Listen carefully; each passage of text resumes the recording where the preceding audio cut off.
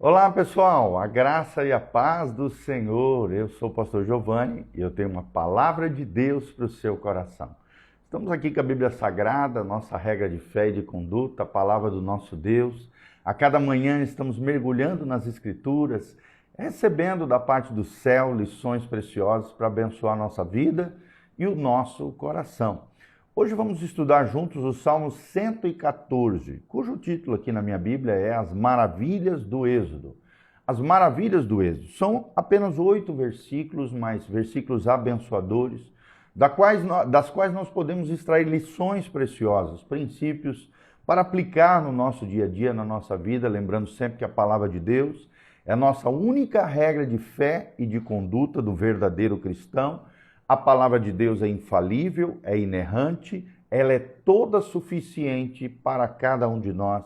Ela é bênção dos céus, é bênção de Deus para nós. Ela é a lâmpada para os nossos pés e a luz para o nosso caminho. Então, aprenda cada dia, leia a palavra de Deus, mergulhe nas Sagradas Escrituras e eu tenho certeza que você será tremendamente abençoado. Estamos na série de estudos sobre o livro dos Salmos, começamos lá no Salmo 1, através de pregações, estudos bíblicos, devocionais.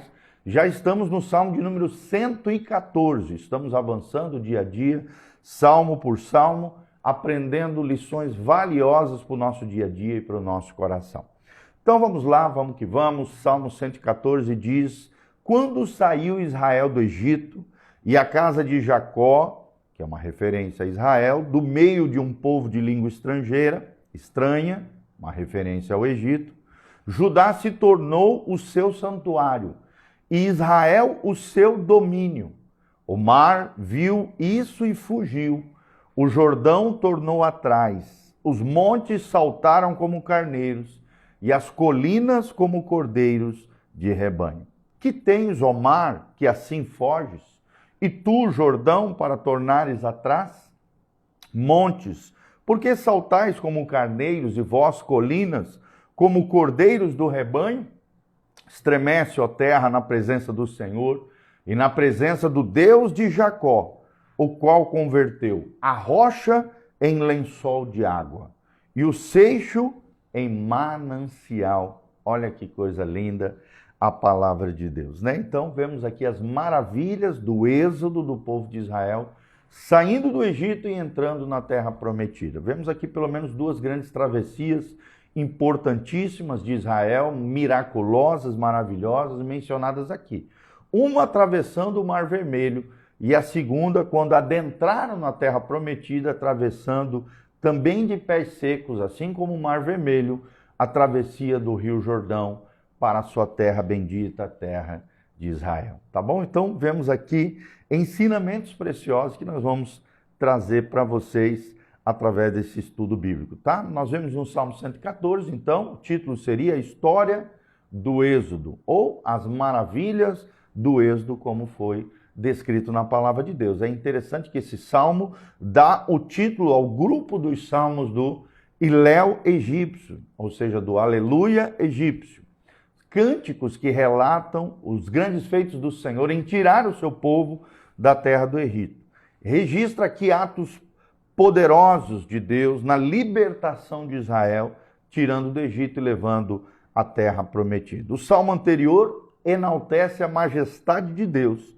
Agora nós vemos ilustrado aqui o Deus que controla a história e controla todas as coisas. O Deus que exerce sobre a criação no tempo do Êxodo uma grande libertação no meio do seu povo. É interessante que esse salmo descreve também o êxodo de Israel do Egito, a provisão do Senhor na jornada do povo pelo deserto e sua entrada à terra prometida e a conquista de seus inimigos, conforme descreve o texto sagrado. Então, o salmo é sobre Deus, revela o seu relacionamento cheio de graça para com o seu povo escolhido, aqui no caso Israel, e é tremendo porque Deus é descrito como conduzindo aqui o seu povo do Egito a Canaã e fazendo com que toda a terra se emocione com a sua vinda. As coisas inanimadas são representadas como imitando os atos das criaturas vivas,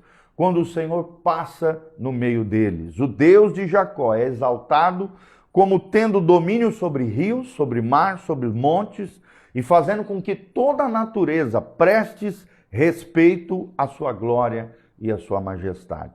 É claro aqui que a glória é a majestade de Deus. É interessante que o Êxodo, amados, foi um evento assaz importante na história da redenção do povo de Israel. E para nós também, cristãos, porque aponta para a libertação que Jesus realizou para o seu povo através da cruz do Calvário. Ou seja, é um tipo, é um símbolo, uma metáfora, mas também foi literal, aconteceu, histórica. É um tipo e um símbolo da cruz do Calvário, da libertação que nós recebemos através de Jesus Cristo na cruz do Calvário. O Egito é um símbolo do mundo. Faraó é um símbolo do diabo. A saída do Egito é um símbolo da redenção que Jesus Cristo nos oferece. A jornada rumo à terra prometida é um símbolo da caminhada da igreja rumo à Canaã celestial, que é o céu. A família de Jacó desceu ao Egito com apenas 70 almas, 70 pessoas. E de lá saiu como uma numerosa nação. Eles não saíram da escravidão por iniciativa própria, nem pela força do seu braço, mas sim pela poderosa mão de Deus, o braço forte do Senhor. Igualmente, nós também não somos salvos pelo nosso próprio esforço, mas sim pela obra extraordinária, graciosa do nosso Deus. Obra extraordinária do nosso Deus. Então, em primeiro lugar, vemos o versículo 1 falando da definição do Êxodo. Ponto 1, a definição do Êxodo. O escritor aqui registra que foi o que foi o Êxodo, né? Quando saiu Israel do Egito e a casa de Jacó do meio de um povo de língua estranha. É interessante que Israel desceu ao Egito debaixo dos favores de Faraó, mas com o tempo a memória de José do Egito foi esquecida, né? O povo foi se esquecendo, então o povo passou a ser oprimido, opressão, esta que foi além dos trabalhos forçados, uma vez que os filhos dos hebreus deveriam ser assassinados logo depois de nascer. Nós vemos aqui a opressão sobre os hebreus, que clamaram a Deus, e o Senhor viu a sua aflição, ouviu o seu clamor e desceu através de Moisés para libertá-los. Foram libertos com mão forte e poderosa do Senhor. O Senhor tirou o seu povo da terra da servidão. Seus opressores e capatazes cruéis tinham uma língua estranha, ininteligível para eles, e tiveram que aprender essa língua para cumprir suas ordens injustas e desumanas. Nas palavras de Spurgeon, a língua de capatazes estrangeiros jamais é como música para os ouvidos de um exilado. É óbvio aqui que Israel não podia se sentir em casa no Egito, pois este representava o mundo e a escravidão dos pecadores sob o jugo das forças do mal. É o que diz Efésios 2, de 1 a 3. Mas foi desse ambiente estranho e doloroso que Deus os libertou. O Êxodo é mencionado com frequência no livro dos Salmos. Nós vemos no Salmo 74, 77, 78, 106, 136 menções acerca da saída do povo de Israel do Êxodo. Foi um grande livramento de Israel do Egito e marcou aqui o nascimento de Israel como nação organizada, como nação, né, agora por Moisés, esse grande líder, profeta, estadista de Israel, né? O povo estava livre para servir ao Senhor. É interessante que todo o Antigo Testamento e o Êxodo é entendido como a base da fé do povo de Israel no poder redentor de Deus, do grande Deus de Israel. Ele é o tema que unifica todo o Antigo Testamento e é retomado esse conceito neotestamentário na ressurreição de Cristo, dando unidade à Bíblia inteira, tá bom? Segundo ponto que queremos trazer para vocês é o propósito do Êxodo. Qual foi o propósito do Êxodo? E queremos trazer 2 pontos importantes aqui para você. Primeiro, para formar uma comunidade de adoradores, no versículo 2, parte A. Então é bem interessante isso aqui, para formar uma comunidade de adoradores. Esse era o propósito do Êxodo, no coração de Deus. Judá não apenas tornou-se a tribo do cetro para governar, como também a tribo que sediou o santuário para adorar em Jerusalém, na terra dos filhos de Judá. Judá foi também a tribo que liderou o povo na marcha pelo deserto. É interessante que o Senhor não apenas separou o povo de Israel do Egito, como também os separou para si, pois eram seu povo, seu tesouro e a sua herança. Segunda verdade, segundo momento que vemos é que o porquê, qual foi o propósito do êxodo, é que foi para formar uma comunidade também de servos. Não qualquer servo, mas servos do Senhor. Israel teve profetas, Israel teve sacerdotes, Israel teve reis, mas o próprio Deus governou a Judá e a Israel. As designações Judá e Israel referem-se à nação como um todo, né? E não os dois reinos que se formaram depois da morte de Salomão. É interessante que Warren Wiersbe, um grande comentarista da Bíblia, diz que Judá era o lugar onde ficava não apenas o santuário de Deus, mas também o seu trono. Lá em Êxodo 19:6 vemos isso. Davi e seus descendentes eram os governantes escolhidos por Deus. Eram, portanto, representantes de Deus e deveriam obedecer à sua lei. Deus fez uma aliança com Davi, na qual prometeu um trono eterno e um herdeiro que ocuparia esse trono para sempre, e nós sabemos que era uma referência profética de Jesus, 2 Samuel, capítulo 7. O trono de Davi não existe mais, vemos lá em Oséias 3, 4 e 5.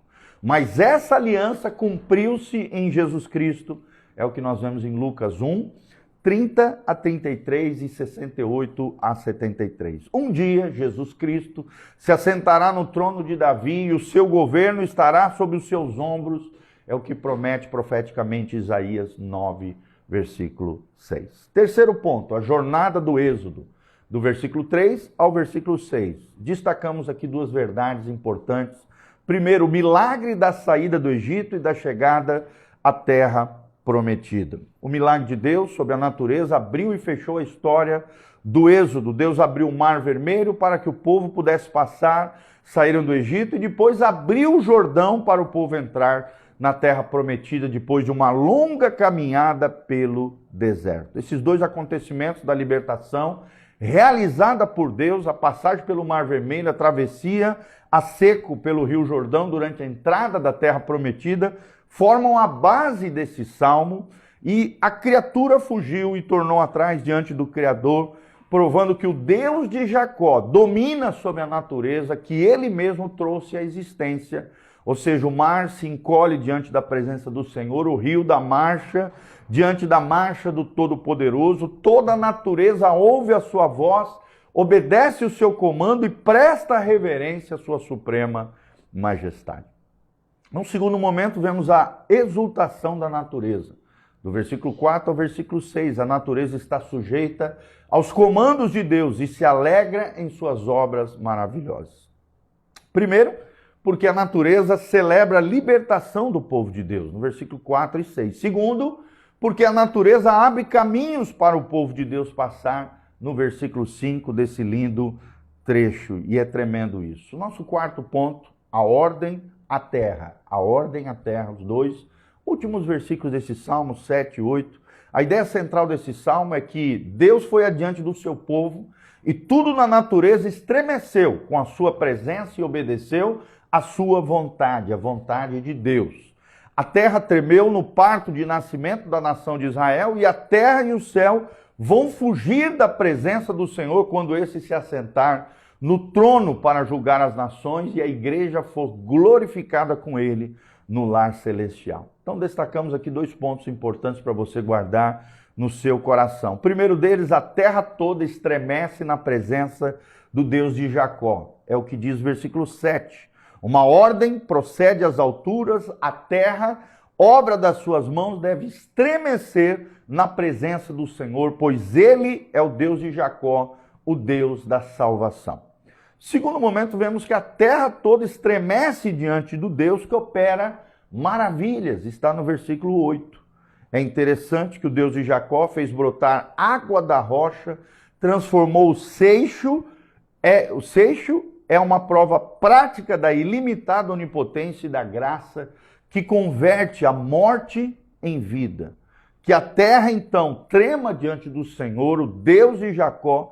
Ela sempre tremeu diante dele, e diante dele que ela trema, pois o que ele era Ele ainda é e sempre será, e assim como ele veio uma vez, virá outra vez para nos buscar. Amém? Então vemos esses 4 pontos. Do versículo 7 ao versículo 8, a ordem à terra, o 4º ponto.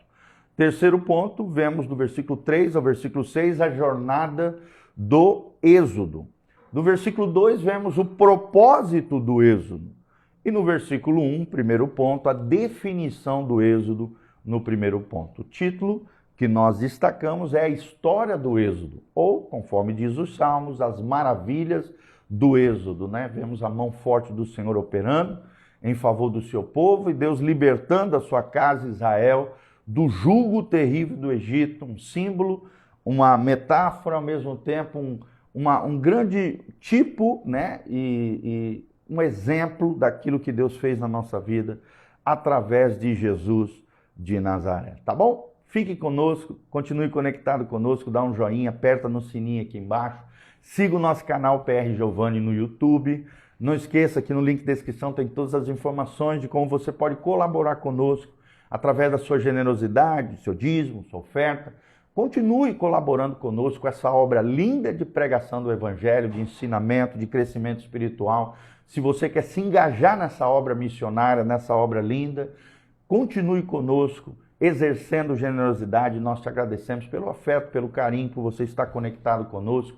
Compartilhe esse link, esse vídeo com outras pessoas, a fim de que o máximo de pessoas possam estar conosco, compartilhando, aprendendo de Deus, compreendendo as coisas da Bíblia Sagrada e crescendo e florescendo no Senhor. Quero mandar um abraço para Jaque Merli, nossa querida Jaque, a doutora Kátia Rezende, o Vili Nadi, a Regina Ribeiro, o João Wesley de Gigon, meu amigo querido lá de Curitiba, a Romilda Ruiz, o Nando Garcia, a Ari Caseloto, a Denise Toninato, a Romilda Ruiz, a Mazé Atleta, a Camila Godoy, todos os nossos amados irmãos estão aqui conectados conosco.